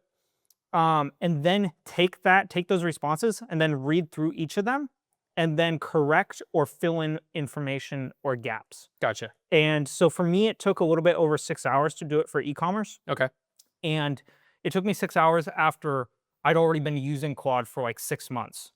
So it's like, it's filling out the business context quite a bit of legwork in order to fill it out well. Right. In the business context document, I also have a disclaimer at the top that I had Claude help me write. I went through a couple revisions on it. But essentially what it is it's instructions for you. But long story short, it's really important that as you're going through it, to tell Claude whether these are things that you have like data backing on, whether these are assumptions that you've made based off of other real estate interactions, or these are assumptions that you're making about the market, or things that you're just thinking are true, right? The reason that's important is because it's really important for any AI, Claude, right, to have context about what are the assumptions and what are the true facts of the situation. Right. So that it understands when it's going through how to leverage the different resources, right? You don't want to lean really heavily on an assumption that you heard from third-hand sources. And it will, right? Because if you're giving it that information, it's only as good as the information you're giving it, right? Right. And so that's like the big piece of homework for you. Everything else is automated. Prompts 1 through 5 in the prompts folder walk through the setup of your knowledge base, continuing from the foundational documents that I've given you. Okay. So after you make this project, the first prompt goes in one chat, and all you do is you Command A, Command C, that prompt, you paste it, or just attach the document. You can attach the prompt document to your chat and say, hey, Claude, please execute this prompt. That's all you need to say. Okay. I've written because in the knowledge base, it already has the business context document and all the PDFs from the knowledge base files folder. All you say is, hey, Claude, execute this prompt, and you paste the prompt in there. Because the other kicker is is that in the prompts, I haven't just taken the prompts that I got from or that I created. Some of these I created by hand and then had to adapt them. Some of them I bought from courses and then have adapted them. Okay. But in each one of these prompts, I've also modified them in such a way that before you can just paste the prompt, and it's instructed within the prompt that before it executes it, it reviews the entire knowledge base, A, but then it also understands the scope of the prompt, and then C, asks you prompting questions before it actually answers the prompt in order to fill in gaps of information if it finds something that it doesn't understand that's critical to answering the prompt. Okay. So even before it's like really plug and play. Right. Because it's going to prompt to you, hey, like, I see this prompt, thanks. I need answers about A, B, and C. Right. And then you'll fill those in, and then it will actually completely execute the prompt, right? Okay. Or it may have everything it needs, and it might just execute the prompt. Just depends. Sure. But the prompts are built in with that stipulation in there in order to give it that full context. Okay. You do your first chat will be for prompt 1. It'll spit out a document. Then you can download that document, review it, edit it if it makes a couple mistakes or if you like it or whatever. Then that document, that results document that spits out, you put into your knowledge base. Okay. Have to put it into your knowledge base, add it to all the other documents. Right. Then you create a new chat. Prompt 2. Chat 2. That second prompt, do the same thing, paste it in. It's really important that you paste it in because Right. each of the prompts build off of the previous ones. Got it. The reason you create separate chats for these is because with the $20 a month subscription, you will reach a chat length limit very quickly because these prompts are very extensive and the output results are very extensive. So you have to start a new chat to fit everything. Because of that. But if you add it to the knowledge base, it can pull from that knowledge base and then start a Exactly. new chat and spit stuff out. Yes. Whereas in ChatGPT, at least from what I've used, I have to cram everything into each chat. I've not had a knowledge base in ChatGPT. Correct. You can create a custom GPT as well, but Quad is overall better. I've played with custom GPT as well. Yeah. Last week, I used both, and then this week I just used Claude because Yeah. ChatGPT I find does not admit when it doesn't know stuff. Yeah. Yeah. Quad is better about that. Yeah. So you do that for all 5 prompts, and then your 6th prompt is your hook, your body, and your CTA prompt. Yep. And that will utilize all of the knowledge base resources, everything that I've learned about hooks, bodies, and CTAs, everything about Eugene Schwartz, all the materials I've got, everything, and the 5 previous prompts that you created in order to generate 25 different hooks, 2 bodies, and 1 CTA. Cool. Yeah, so it will do that. Sweet. Prompt 5 is really cool. That's what comes before your hook, body, and CTA prompt. That creates your main avatar with associated sub-avatars. Got it. So that's actually going to dig in. So what this is going to do is your 5 prompts it's going to do market research on all your desires as well as pull from your knowledge base. It's going to go through new information, new mechanisms. What's the other one? Desires, new information, new mechanisms, and there's 2 more on the prompts. New information. Service, desires, mechanisms, information, creating your avatar. Oh yeah, it analyzes your service in general as well, right? Yeah, so yeah. Yeah, all Number those. 1, service prompt, yeah. Yep. So it goes through all that, and then it will spit out your hooks, bodies, and CTAs. Okay. After you go through prompts 1 through 5, and those are all added to your knowledge base, you can use prompt 6 if you want to. That's, I made it to generate that stuff, right? But what you can also do at that point is paste your Excel sheet in and have it analyze the Excel hooks, bodies, and CTAs based off of its knowledge base. And it will, what the advantage of that is because now it has a lens for your avatar and your associated sub-avatars. Right. And so you can prompt it and be like, hey, I see that this sub-avatar that you did in prompt 5, I really want to target, and I've adapted it in this way for this clientele. These are some hooks, bodies, and CTAs that I've written. What do you like or not like about these? And then also, can you make revisions on these based strictly off of the Eugene Schwartz and advertising materials in your knowledge base, as well as maybe adapt or maybe utilize the prompt 6 hook, body, and CTA prompt to kind of revise these some more, right? And so then it's kind of free for all, right? Essentially, what I did here is I set you up with a knowledge-based product strategy that can give AI all the business context that it needs in order to continuously spit out really awesome hooks, bodies, and CTAs. Right. And the advantage of this is too, is because I added in this business context document,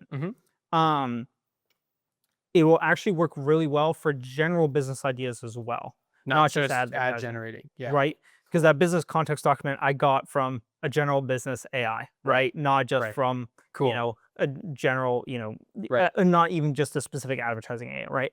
And you Right. can utilize this as you want. You can create other projects with it that are more catered and specific, right?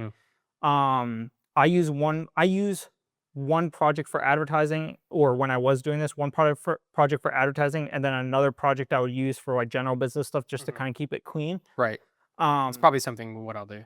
but yeah, when I was reading through the hooks and bodies, I was like, I'm limited in my ability based on the lens that I can see through the target customer. So how can I build something for you that always sees the target customer in mind and utilizes all the materials that I've learned and everything I've learned and doesn't forget and is available 24/7, because I'm also hindered by like how quickly I can respond, Right. right? Right. And so I didn't rank the hooks because of this. I said that at the top of my email, right? Which is That's okay. probably initially disappointing. But Well, no, because I saw 50 paragraphs underneath. yeah. So like, okay, it's fine. Yeah, yeah. Yeah. But I hope that this is better Mhm. than what you anticipated it to be. Yeah, I think so. So, I think this gives you a lot of leverage going forward for Yeah. the advertising and for the business in general. I think it'll be super helpful. At least it was like this was a night and day when I went through these prompts on the e-commerce side Mhm. and developed my own. Yeah. It made a night and day change in terms of my ability to crank stuff out and actually execute, Yeah. because it resonated so much better with the avatar Mhm. and it gave me really tactical steps in order of what to do next. Right. And prompts 1 through 5 are literally plug and play, like you don't even have to think about it. Mhm. Um, It's and just I've the designed it business in such a context document. way that it's like the only waiting time is literally just waiting for time for Claude to process what the prompt is. Right. Like that's it. Right. And so I think that'll give a huge leg up in that respect. Um, Yeah, I mean, right now yeah, I feel kind of lost, or I did. that's kind This of this helps me find direction because like this actually worked out perfectly because I hadn't read your email. So while I was giving my business update, I was like, yeah, I'm kind of stuck on the bodies. I don't really know what to do next. That's kind of what I anticipated, and that's kind of the vibe I got. Not necessarily because like you gave off an aura of like I don't know what I'm doing, but more so because I didn't know what the fuck I was doing I don't know until what I I'm went doing. through all of this process Right. and got all these knowledge and like spent a ton of time working with Yeah. Claude. Like it took me Yeah. months to figure out how to actually streamline this process. Yeah. And so I was like, I know roughly where you're at. It sucks. How can I make this better and Mhm. solve the problem for you going forward and make it better than me just responding to stuff, Yeah. right? I mean, the other day, Grace was like, like genuinely, I don't know what I'm doing because I haven't done this before and I Yeah, haven't done all the research. I'm yeah, kind of just like talking to Claude as a friend to help me out right, with no context. Um, and so when I was reading Grace through the body, she was like, "This doesn't sound like you. This sounds like Tommy from Delivered." And I was like, "Yeah, because I'm not an inviting person. Like I'm not. I don't think that I'm like outwardly inviting and welcoming. Like when mm, when you see me in an ad, I cannot be myself because I'm only gonna resonate with 10% of the population, and I need to resonate with a lot more if we want to get clients. So like I can't sit in front of a camera and tell you like, hey, I'm the guy who's gonna do the digging and do the negotiations for you. Like if you want someone who's actually gonna take this seriously, work with me because that's not a fucking compelling ad. Like I could put corporate yeah, music behind it for like a corporate training video, but it's not going to do anything. yeah, So I have to be more engaging and I have to be more exciting and like I have to not be myself for one ad and then just to be welcoming enough to get someone in a conversation because when you're in a conversation with me, you start to understand who I am. yeah, But an ad isn't supposed to tell you who I am. It's supposed to tell you what I can do for you, you yeah. know? So, But the other thing I'd recommend if you want to kind of better get an idea of how Claude is working, mhm, the knowledge based materials are like all in normal you and I English. Like those are all mhm, easy to read through and kind of get a scope of that. yeah. And then the other thing too is the prompts are the same way. Mhm, So you can kind of make edit to those as you will. I think it's a really good baseline to start. I mean, they've mhm, adapted from prompts that I've used that have worked really well for me. So I think right. it's probably 90% there or more. Yeah. But I have like 100% confidence that going through the business context document and then executing those prompts Mhm. will put you in a place where Claude is just miles better in terms of execution and helping you through the advertising process. Yeah. Thank you. Yeah, of course. The only thing is that for prompts 1 through 5, I wrote this in the email, Mhm. but when you actually send the prompt in with your little chat like, hey, Claude, please execute this, you hit the little plus on the bottom and turn on research. Okay.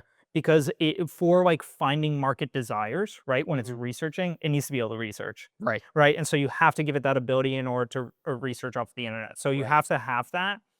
It should, if it needs research and it doesn't have it enabled. I've had it several times where I've forgotten it and it said, hey, I'd love to execute this prompt, but I don't have research enabled. Can you enable it? Right. That's Right. smart. So, you know, it'll do stuff like that, but it doesn't. Oh, web search? I think if you're in Claude, Yeah. are you in Am Claude? I gonna knock anything over? Yeah, no, you're good. Um, yeah, so web search. Yeah, Yeah, I have it on. yeah, Hell so yeah. that'll be good. Just make sure it's on. Yeah. And I would download the actual app and get it on your Okay. desktop. Yeah, I think when I was first getting Claude, I asked you, "Do you have the paid version and do you have the desktop, like the Mhm. app?"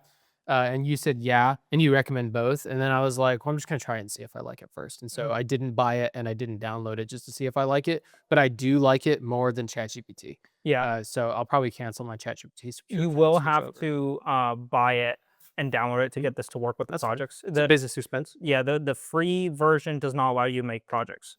Yeah. So, and the prompting or the response will be significantly worse in a free version. Yeah. And in a regular chat, like significantly worse because you can't put all the documents that I gave you in a chat prompt, and it doesn't have the same ability to pull context Right. as it does in a project. Right.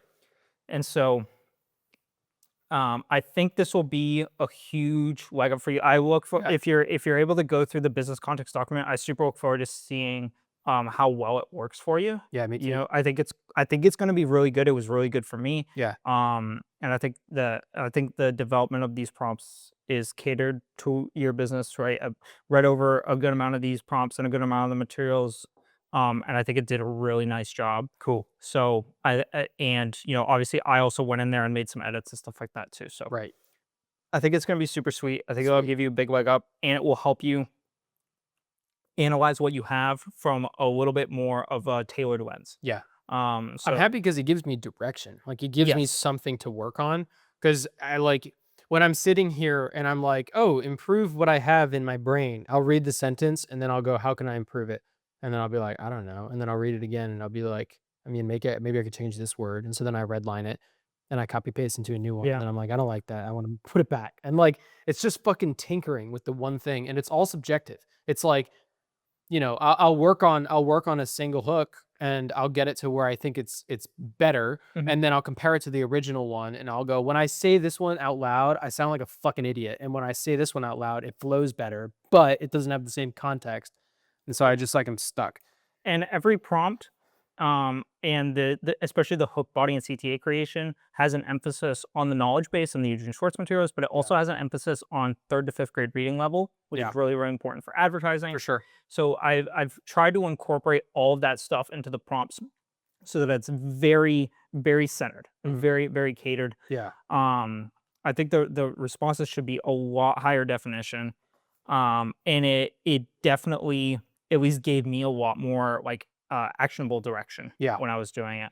Um, that's what I need. yeah, yeah, and of course, like also prompting, like when you go through prompt one for your service overview, right? You'll read through the service overview, and and it will pull from the business context, but you'll be like, actually, I want to tweak this, or what about this, right? And so Right, you can always chat with Claude and ask different questions and whatever, right? And right. kind of develop it from there. You do as you will, So but each chat, like prompt 4 in the chat I have for prompt 4, it's I say, "Hey, execute this prompt." It executes it. I download it and then I read through it and then I can ask it questions in that same chat about it and then I'll kick back the improved version and put it in the knowledge base. yeah, yeah, Okay, cool. yeah. Just Or making sure I have the even order of if operations you down. run out of yeah, or if you run out of space in that singular chat, just start a new chat and upload the Prompt document 4. and be like, hey, this is not a revised version. I had X, Y, and Z that I wanted to go over, and then chat from there, right? In Gotcha. case you run out of room in the chat. Gotcha. For, Cool. for me, um, I I got the 100 a month subscription, Uh-huh. so I don't really run out of room in the chats. Hmm. So I actually developed all of these prompts and everything you see here in a single chat That's crazy. because it essentially runs forever. I've never hit a limit with the version that I have. Cool. And I've done a lot of prompting. Yeah. And so, but even with the $20 version, it's very, very doable as long as you start a new chat. Yeah. So I used to have the $20 version when I was doing this, and I would prompt it with one of these big prompts, and it would spit out a result. Chatting after that would be limited to some extent Gotcha. because it would just hit a wall and it'd be like, hey, like, I Right. ran out of space. Right. Um, but yeah, I think that'll give a lot more direction towards this process. Thank you. Yeah, you're welcome. And I think this will also give you the best potential to get the most bang for your buck out of the money that you're spending on ads. Yeah, for sure. Which is one thing that I was like concerned about was like, obviously you have a good chunk of change to play with, but also I'd like to give you the opportunity to squeeze as much out of that as you can. Yeah, well, it's a good chunk of change, but at the same time, at $75 a day, I have like 1 month that I can do, Right. which isn't a huge amount of time to try this stuff, Mhm. right? So it's like, I mean, I'm sure you've had months where it's just been in the red, right? Mhm. But in the red for you is like you might get like 10 sales, but for me, it's like I need one. I need one Yeah. person to convert, and that's it. And the thing is, if I don't get it, then I have to wait for my next sale to try again. And it's something that I have learned, especially in this past weekend, is that while clients are needing help, my capacity to generate ads at the same time is severely limited. And so something that all the top agents have talked about is their service. One of the biggest lessons they've learned is that their service goes in waves because they'll get super busy with clients. They satisfy all their clients. They get paid. Now they have no clients. They do lead gen for a month. They get a bunch of new clients and it does that cycle, Yeah. right? And so their big emphasis is continue to do lead gen while you're working current clients. A lot of them were saying like, oh, do door to door or do Yeah. mailers or do whatever, post on social media. None of them said run Facebook ads. But the top agent said, I wake up every morning and then I call my 15 leads. And he didn't say where his leads come from, but I Yeah. can put that together, right? But if I have Facebook ads that work decently well from the get go, then that will generate, God, please, one client that I can convert. Yeah. And then once I convert that person, I can either continue to run the same ads or I can update them using the Claude tool. Yeah. Uh, I would keep the same ad going if it's converting right, and make like 10 iterations of it and put those in and see if right, one wins above it. Yeah. exactly, right. And for me, it's a matter of at first I was like, okay, I'll make an ad. It doesn't have to be anything crazy, and then I'll put money behind it. But that's kind of a more a one step up from what I did the first time. But the first time I got a bunch of leads and none of them converted because they were all old people who were just trying to get out of the Facebook app, and they gave me their contact information. Um, Yeah. and I need that to not happen. So I think it's a better idea to put more effort behind it Yeah. and I think make this it will go a little be further. a big leg up and it gives you Mhm. actionable direction. Yeah. And kind of a window of feedback to where after the project is developed, you can use it for Right. whatever. For Right. future ads too. Yeah. Yeah. And then I And can it get has, data from like, hey, here's how our ads did. yeah. Add it to knowledge base. Is if you read through like the context documents that like either I've paid for or I've built myself, Right. like they are very extensive. Right. Very extensive. A lot of the documents in the knowledge base are like over 60 pages. Or at least over 30, like Yeah. many of them. Yeah. But yeah, hopefully that works out really well. I'm super excited to see how it works. Let me know Me too. how it goes. Yeah, Me too.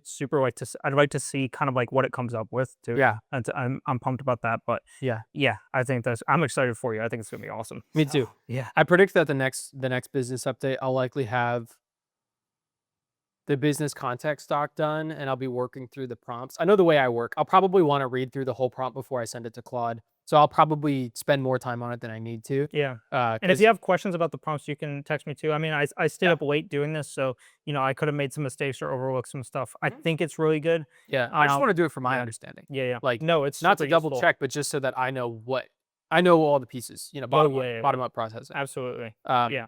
so that's my business update. Very cool. Our business update. Thank you. I appreciate it. Yeah, not a problem. What Really lessons tough. did you learn this week? This week I rephrased In the a last 3 days? lesson. Yeah. I kind of just rephrased the lesson from last week, and I think I've done this in the weeks before, but it's just kind of been an ongoing thing for me. Just because I came out of a little bit of a rut in terms of the e-commerce stuff that I was in, and also kind of as a reminder to myself, I guess, but to keep putting one foot in front of the other. Mhm. I mean, I continue to put one foot in front of the other, and in this week, I got my storage unit set up. I got another chassis for free. I scheduled out the days that I'm picking up a lot of the Porsche stuff. Got my new helmet so that I can actually go and sit in a car legally and not be compliant, right? Right. Worked on my eBay listings to get that stuff on the ball rolling. And it's like I did something small every day. Like I spent Right. a couple hours every day, which like isn't a ton of time, right?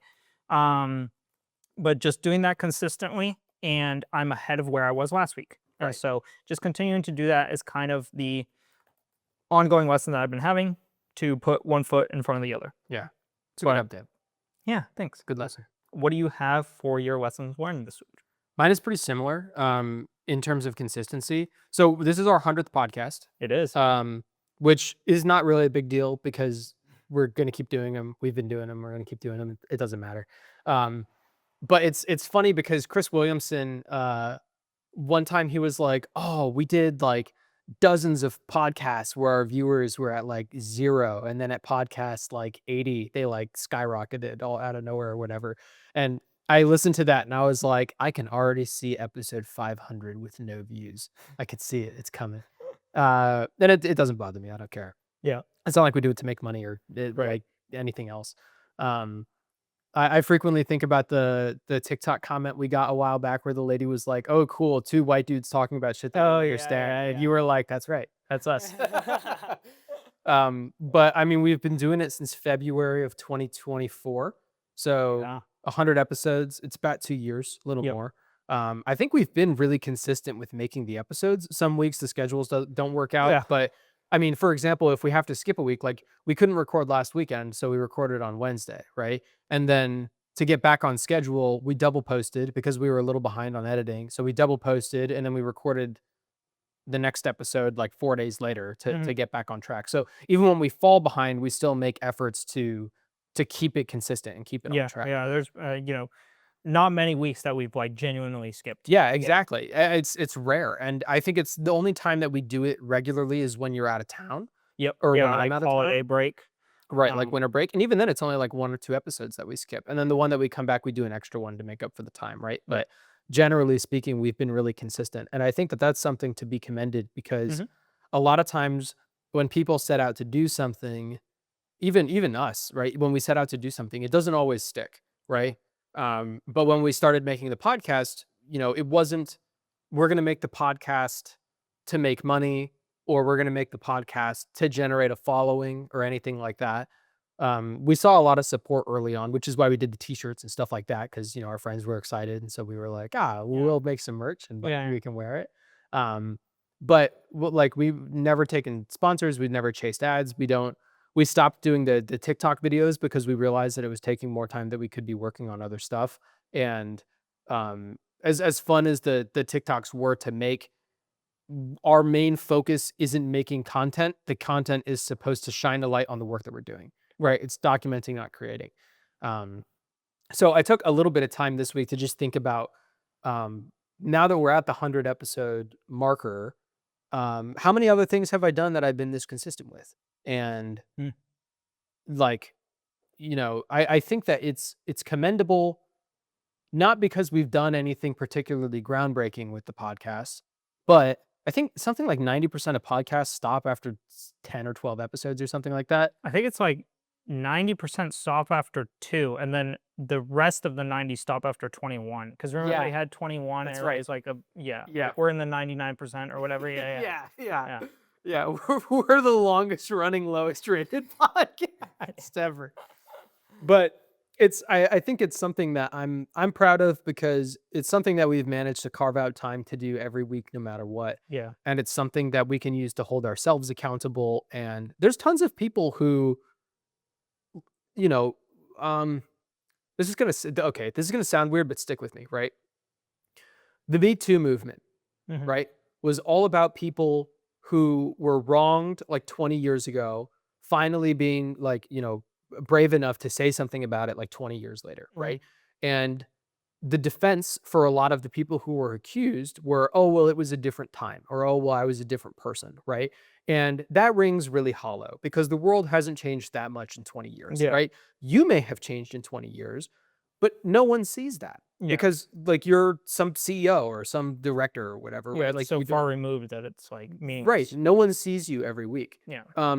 But in our podcast, if we get Me Too'd in 20 years for something we said in podcast 5, which I'm sure we said some offhanded shit in podcast 5, the whole point of the podcast is to track our growth and track how we change as people. Yeah. And so, if anyone ever comes to us and they're like, oh, you said this wacky thing in episode 15, I can say, yeah, and episode 15 to 500 is all about my personal development and how I've changed since then. Yeah. Right.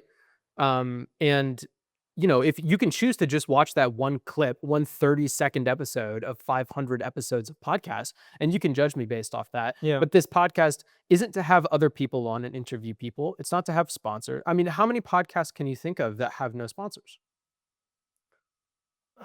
Only Hermosi's. I listen to a lot. Yeah. I listen to a lot. Hermosi is the only one that I know of. Yeah. YouTube videos. Yeah. How many YouTube videos do you watch that have no sponsors, no ads? None. Dude, YouTube recently has upped their ad volume. It's horrendous. It's horrendous. I have a bitch rant about this. I'm so fucking upset about it. Do you know the worst part is? It's the same fucking ad every single time. Yes, dude. So frustrating. Yeah. Oh my God. I'm passionate about this. I was literally thinking about this week. Me too. Because the podcasts that I listen to not only have like sponsored advertising within the podcast, right? Like the host will be like sponsored by, whatever, right? We're sponsored by Neurotic, the drink that the Chris exactly. drinks. Element. Yeah. Right? Yep. Like not only that, but you will get those ads with back-to-back YouTube ads from YouTube. I watched non-skippable YouTube ads now. Yes. Yep. Yes. They'll do Multiple two back-to-back in a row. non-skippable. Yes. And some of them I've noticed when I'm watching in full screen and the ad kicks in, it kicks in the mini viewer because the whole scroll where you're watching other videos now becomes an ad too. And so like it literally, then I have to manually go back into full screen mode again. Yeah. Yeah. It's unreal, dude. I watched an 1.5 hour long podcast. I think it took me 2 hours to get through just because of the advertising. That's terrible. I swear every 10 minutes, I got an ad, and then the host also had 3 different ad reads in it. Yep. It was like, and it's really frustrating because I don't have YouTube Premium, so Me neither. I can't lock my phone or anything like that, or like quick skip or anything like that. And I won't pay YouTube Premium. You can lock your phone. I'll show you how. But I've tried your trick. It doesn't work. I know how to fix it. Okay. Well, I'll get you hooked. Yeah. But yeah, I don't have YouTube Premium either, and I'm not gonna fucking pay for it because I don't want to encourage this bullshit behavior. Yeah, but it's so frustrating because I will be doing something actively and I have to go over to my phone and then like skip through the ad. And it's like if I'm moving stuff around or whatever, or like at the gym and my hand might be sweaty or whatever, or like in the shower, it's somewhere else or whatever, right? Like it's like so aggravating. You working on your car and your hands are covered in grease? Yeah, that's the constant problem for me. It's so annoying. I had this thought yesterday and I shared it with Grace. The ad that I've been getting most recently is the Microsoft Copilot one. I don't know if you've seen it with Hank's Pizza. I get Taylor Brands for LLC formation, which is excruciating frustrating for me because I get that all the time. And they're like, forming your LLC can be hard and complicated. It doesn't come with form. It's like one form. It's like bullshit. And then the other one I get all the time is Pelican parts because of the Porsche parts all the time. Yeah. And it's like at a certain point, I'm like, I've already shopped at Pelican parts. The reason I'm not buying parts is because I don't need more parts right now. I will shop at Pelican parts again when I need parts. Right. It's like something that I thought about this week after I watch YouTube frequently and I listen to podcasts on YouTube and stuff like that. And this is maybe the 700th or 800th time I've seen this fucking Microsoft Copilot ad. I know all the different ad copies and all the different versions they have. In the first 3 seconds of the ad, I know how long the ad is and whether or not I can skip it because I've heard it that many fucking times. It's so annoying. And I told Grace, I was like, this is only annoying to me because it's the same ad every time. Everybody loves the Super Bowl. Non-football people watch the Super Bowl because of all the different ads. If every time I watch, I'm interested in ads from an ad writing and ad making. I know, that's why I used to leave it on. Yeah. Because they'd have different ads and I would be like, something. oh, that's cool. Yep. But now I get the same 2 ads over and over and over again. It's like, there's no variety. Just frustrating. There's no variety. Zero. And not only that, not only is it frustrating, but now I actively don't want that product. I'm sick of seeing Microsoft Copilot It could be a great tool. I'll never fucking use it. I've sworn off of the Chewy brand for pet toys because every single fucking ad is ASMR of a dog eating food. And I don't want to listen to that shit. It makes me fucking sick. Yeah, I hate listening to people chewing or slurping their drinks. I hate listening to dogs eat and drink. And all of their ads is just dog eating ASMR that I cannot skip. I pull my earbuds out of my ears for it. I've sworn off Chewy. When we bought shit for the cats a while back, when I was looking for the cat litter box, I found a box from Chewy I really liked. I went with my second choice because it wasn't Chewy. That's how angry I am. And if the ad came up once, not a big deal. But I get the same ad twice back to back. Now YouTube does where you're watching your video. Let's say there's one ad in the video, right? It's actually 2 ads back to back. Yeah. I'll get the same fucking Microsoft Copilot ad back to back. Yeah. It's unreal, dude. It's unreal, the rage. I get the same thing. It's super annoying. And when I think about that, I think, man, I mean, I'm certain that if we focused on making this podcast like more entertaining and we posted to TikTok, I mean, we gained most of our followers when we were posting to short Of course. platform, right? Like if we were to do clips from this, I'm sure we could get to the point where we could monetize it, but that's not what our podcast is about. And that makes me really prideful in the podcast that we do, because it is what the intro says. It's literally just a documentary of our lives. It's not for other people, it's for us, but if it can help other people or entertain other people, then that's great. And I'm happy because maybe there's someone who is at the uninformed optimism part of entrepreneurship and they need to watch episode 100 where we're both like, I'm fucking 25 and I thought I'd be a millionaire by now, right? And you can use a little bit of a reality check or you can learn lessons from us, right? But if nothing else, really what it is for me to look back and go, oh, like I have one photo from my dad at a wedding when he was in his 20s. And he looks just like Tom Cruise, right? And that's pretty much all I have of my dad from his 20s. There's just one photo of him on his motorcycles in front of the space shuttle. That's it. Those are the 2 photos I have. I don't have like videos or anything like that. So like once he dies, once he passes on, all I have are photos and memories, and that's it. And when he's old, everybody, when you're old, like you want to take photos throughout your life so that when you can't live that life anymore and you're bedridden, you can look back on it, right? And there's so many people that just don't do it at all, myself included. I don't take as many photos as I feel like when I'm older, I'll wish that I had taken more photos. But if nothing else, I'll be able to go back and listen to the podcast and I'll go to episode 25 and I'll be like, man, I was such a fucking naive shithead and I thought I wasn't. And then I'll go listen to episode 48 and I'll be like, yep, that's where I learned that lesson from episode 25. And I can see the difference, right? And you can watch the personal growth happen in real time. And something else that I've noticed recently too, in the like not friend group really, but like the electron cloud of people around me at the bars. A couple just broke up because the girl found out the guy was cheating on her the entire time, right? For like 8 months, he was cheating on her. Super fucked up. And I remember I messaged him because I'm not friends with any of them very close. I'm friendly with everyone, but Grace is friends with the girl. And I am not in support of cheating, obviously.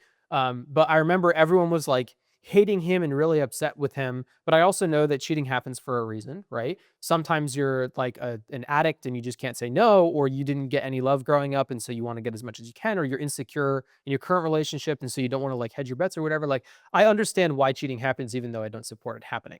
And so I texted him and I was like, hey man, I heard about was actually he reached out to me and he apologized for not communicating for a while. And I was like, hey man, I understand. You know, I like I'm not I don't support it and I'm not super tight with you or anything. But I also recognize that this is like mistakes happen. It's an opportunity for growth only if you make it an opportunity for growth. If you don't do anything about it, then you'll fall victim to the same pattern. And you know, I don't believe in once an alcoholic, always an alcoholic. I believe that you can grow, but only if you put in the effort. And he didn't reply to that. And since then, I don't know if he's been putting in that effort. And I had a realization because I live my life from my lens and then I project that onto other people. And so when other people fuck up, I naturally assume, oh, they're going to fix that and then they're going to improve. Because they see it as a problem. You naturally assume that they see it as a problem. Yeah, of course. Right. Because that's how I live. And I always go, oh, they fucked up. They're going to learn from that and they're going to get better. And then Lando Norris runs his mouth again. And I go, oh, these people don't do that. And then I sit back and I think to myself and I'm like, I take for granted the fact that I value personal growth and development and that I walk the talk as well as talking it by having the podcast every week.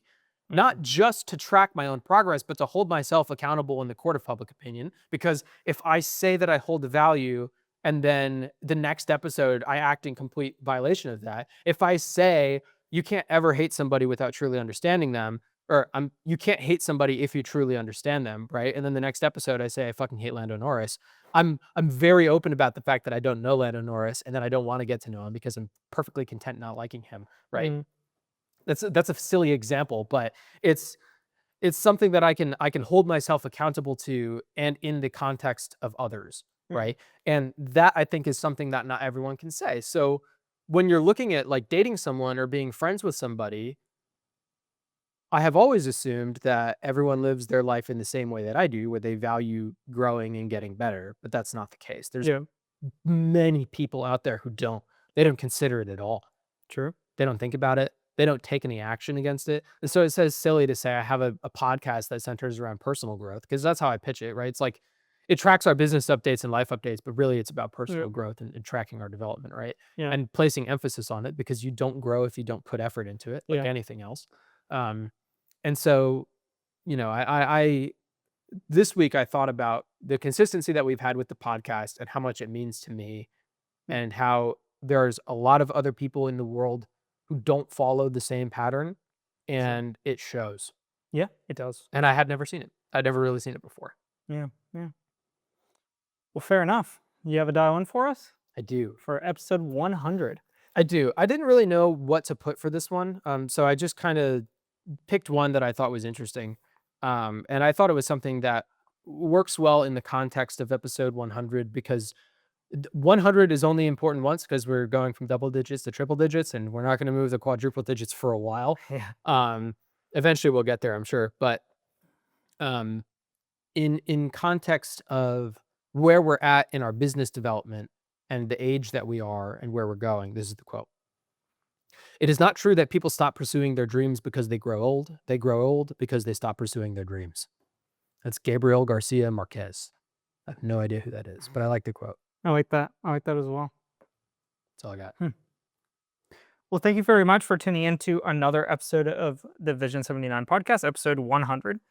Hopefully, you have a great week coming up. We'll keep you posted about our life and business updates as always, and we will see you next time.